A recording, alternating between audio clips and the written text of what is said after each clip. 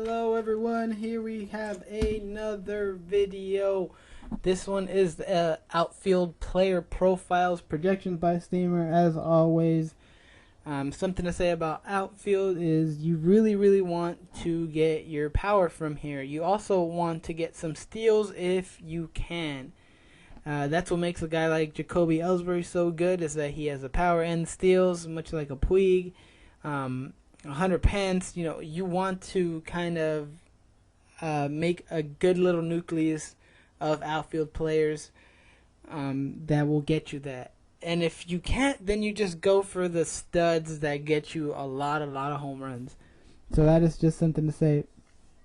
Let's start with our profiles. The very first guy is Mike Trout. Well, what can you say about Mike Trout? The best player on the planet. He is projected to do just as good as last year. Little note, he didn't steal 20 bags last year, and he probably isn't going to steal 20 bags anymore. It would be good if he does, but I wouldn't count on it. Blah, blah, blah. He's good.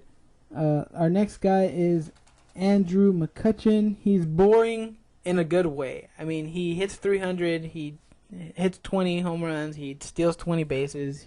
He's just almost a lock for 2020, you could say.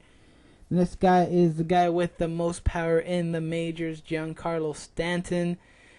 He is a fun player to own because he has 40-plus home run power. So you can't really look away from this guy. He is pretty injury prone, though, so you got to watch out for that. And this is pretty much it. You want to get your home runs from there. The next guy we have up is Carlos Gomez, and Gomez was a amazing talent that put it together in Milwaukee. He is a 2020 threat every year. He steals bases. He hits home runs. He is just a good player to own. The next guy is Adam Jones. Adam Jones is a better Starlin Castro. He is allergic to walking. He wants to hit the ball, but he ends up always with a good year. So if you want your 20-plus bombs with your couple steals and good average, you get Adam Jones. The next guy is Jose Bautista, and Bautista's been on the list a couple times, I think, for third base and first base, or third base. And Bautista is a great player to own, mainly because his power is out of this world, and he knows how to hit in the majors, especially for power. And it does it for our very first tier. As you can see, they're color coded, so that is our tiers. The next tier would be the secondary tier, and that one starts off with Yasiel Puig.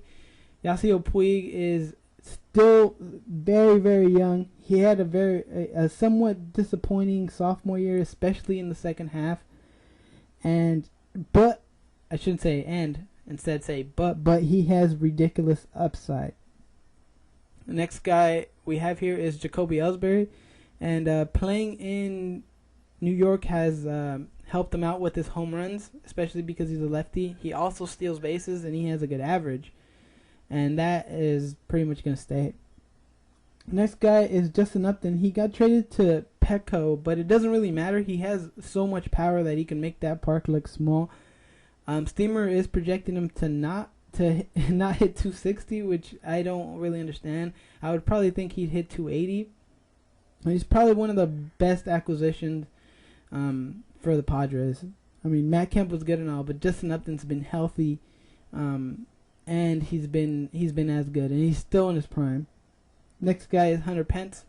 So I had this little debate between Hunter Pence and Bryce Harper in the top 10, and I just couldn't do Harper because he hasn't put it together yet, but he's still young. So I put Pence because he has been very good as of late, and he does a little bit of everything.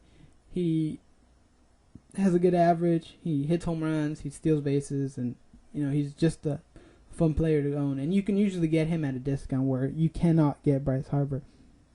So Bryce Harper is the number 11 guy. He hasn't, like I said, he hasn't put it together, and he's young. And with Bryce Harper, you're basically paying for a breakout. So if you pay his price and he doesn't break out, you pretty much lost. And if you pay his price and he does break out, then you paid what he should have been.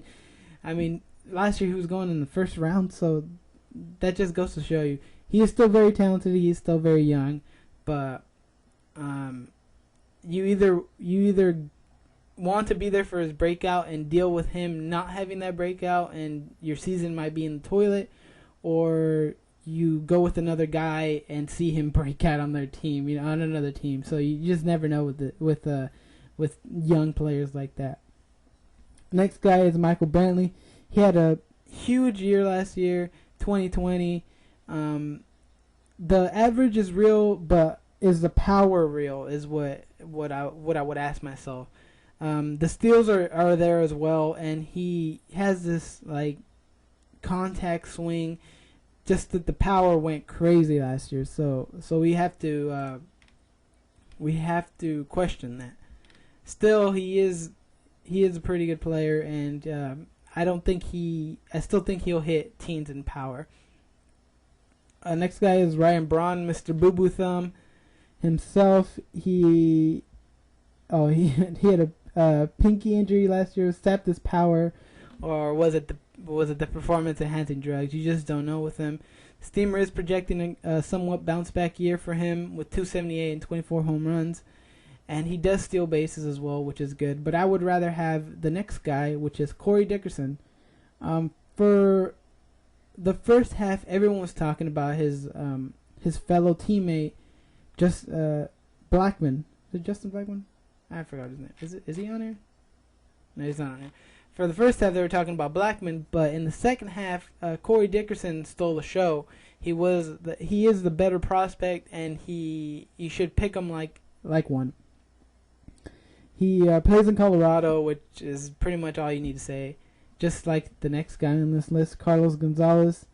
He is looking like he's a discount this year, mainly because of his injury past and injury history. He is still in his prime, though, and you might want to take a gamble on him if he's going past the third round or in the third round for sure, especially when he's at the end of this tier. The next guy is Yoenis Cespedes. He got traded to Detroit from Boston. He's in a great lineup with Miguel Cabrera, Victor Martinez, Nick Castellanos, JD Martinez, and whatnot. The RBIs are there, and he hits home runs. That can only be better with a lineup that includes Miggy. Our next guy is Matt Kemp. Matt Kemp is going at somewhat of a discount. Hopefully he can go back to being the MVP he was in LA a couple years back.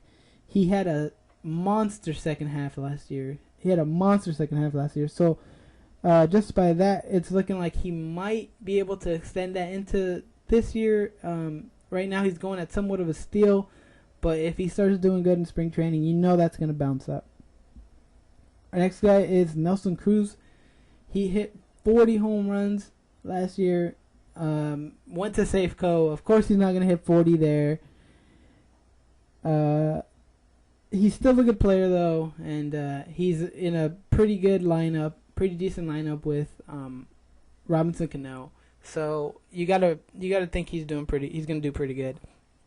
Next guy is Starling Marte. Like I said, if you don't get home runs here, you want to get both. So you want to get home runs and steals. And Starling Marte and Jason Hayward resemble that, because they are going to hit home runs and they are going to steal you some bases. They're going to do a little bit of everything. And those players are pretty boring to own because they're not going to win you weeks like a Mike Trout or Miguel Cabrera would, but they're essential to a winning club. The next guy is George Springer. George Springer came up last year, and he was kind of up and down. He had a stretch where he was just completely mashing the ball, and then he got injured. Something to note for him last year is he didn't run much, so I'm not sure if he'd get to 15 stolen bases, but he does need to run more than he did last year, that's for sure. Kristen Yelich, or whatever. He is a very fun player to own. He profiles as a 300 hitter to me. He hits home runs. He's still young, and he's building into his body. So he might hit higher teens, and he steals bases as well, which is good. And he also scores a lot of runs, which a lot of these players do score runs, but Christian Yelich is almost in the hundreds. So the guy in the last tier is Billy Hamilton, and I don't know why I included him here. I really don't like him as a player very much because he needs to learn to bunt first of all, and the steals are there, but there's just nothing else you really want him for. He has to hit really above 300 with some pretty decent pop in order for you to take him there, but you never know. I mean, look at D. Gordon. He was doing it last year. Anyways, thank you. That is our outfield profiles. Hopefully you enjoyed the video. Hopefully you subscribe. Thanks to the people who have subscribed. It makes me happy. Much love. And the next videos I will do will be all about strategy. So I'm going to do a snake draft strategy. And then I will do a auction draft strategy. So those are the next 2 videos. I'm going to be winding down on the videos mainly because now there is very little for me to do, and I'm going to start doing the mock draft stuff. So there we go. Thank you very much. Have a great day.